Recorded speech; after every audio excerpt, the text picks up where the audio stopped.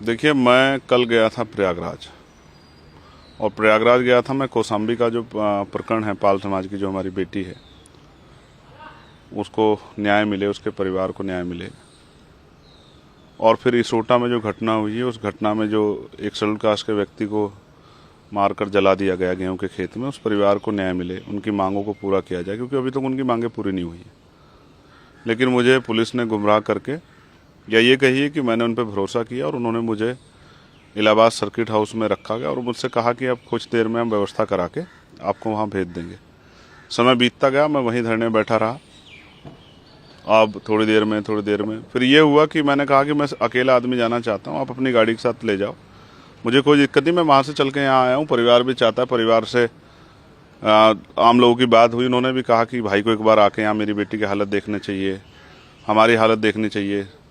दोनों परिवारों की यही मांग थी, लेकिन पुलिस ने ना जाने क्यों जो है, किसके दबाव मुझे जाने नहीं दिया। अंत जो है, मैंने कहा कि अगर मुझे नहीं ले जा रहे तो उन परिवारों को यहाँ बुला दो। तो जैसे पुलिस ने, एडमिनिस्ट्रेशन ने सब ठान लिया था कि हम इनको ना वहाँ जाने देंगे, ना परिवार से मिलने देंगे। ये पहली बार हुआ है मेरे उसमें भी कि कोई अपने परिवार से नहीं मिल पा रहा, वो जो अन्याय उनके साथ हुआ उसको सुन नहीं पा रहा। जब तक, देखिए, कई तरह के आरोप लगते हैं, जब तक आप जाओगे नहीं, सुनोगे नहीं, समझोगे नहीं क्या सिचुएशन, उसको एनालिसिस नहीं करोगे तो आप क्या कह सकते हो। तो जब मैं गया ही नहीं, मिला ही नहीं, तो मैं क्या बता दूं। मुझे ऐसा लगता है कि पुलिस नहीं चाहती थी, शायद पुलिस और एडमिनिस्ट्रेशन ने कुछ इस तरह के अपराध किए हैं, उनको छिपाने के लिए मुझे वहां जाने से रोका गया। अगर मैं वहां जाता तो वो सामने आते, और फिर आप मीडिया के साथियों के जरिए कल मैं उन पर आवाज़ उठाता, शायद इसी वजह से जो है मुझे रोका गया है। हंगामा भी हुआ, जमकर मवाल भी हुआ, जिस तरीके के वीडियो आए, क्या कुछ रहा? देखिए, मैं समझता हूँ ये पूरी कॉन्स्पिरेसी है, और ये जो कौशाम्बी की घटना है उससे ध्यान हटाने के लिए किया गया है। मैं चाहता हूँ इसकी सीबीआई के द्वारा जांच की जाए, क्योंकि हमारे जो कार्यकर्ता हैं वो संविधान को मानने वाले लोग हैं, वो कभी हिंसा का प्रयोग नहीं करते। आजकल आम हो गया है, बहुत सारी पार्टियों के लोग नीला पटका पहनते हैं। किसने नीला पटका पहन के ये सब चीज़ें की, मुझे जानकारी, क्योंकि मैं मौके पर नहीं था। जैसे आप मौके पर नहीं थे, मैं भी मौके पर, मुझे भी जानकारी नहीं।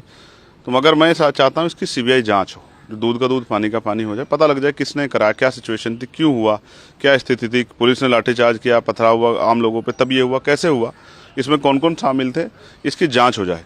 लेकिन मैं एक बात स्पष्ट कहना चाहता हूं कि अगर सिर्फ हमारे लोगों को टारगेट करके उन पे जो है इस तरह से अन्याय किया जाएगा तो हम लोग चुप नहीं बैठेंगे। मैं अपनी तरफ से जांच की मांग कर रहा हूं, तो क्योंकि मैं जानता हूं कि हमारे लोग दोषी नहीं है। अगर सरकार जो है, या पुलिस या एडमिनिस्ट्रेशन, हमारे लोगों को जानबूझ के, हमारी पार्टी की बढ़ती ताकत को देख के, हमारी पार्टी की ज़मीन पे जो लोगों में प्यार बढ़ रहा है उसको देख के, अगर हमारे लोगों को टारगेट करने का काम करेंगे तो हम लोग किसी भी कीमत पर चुप नहीं रहेंगे।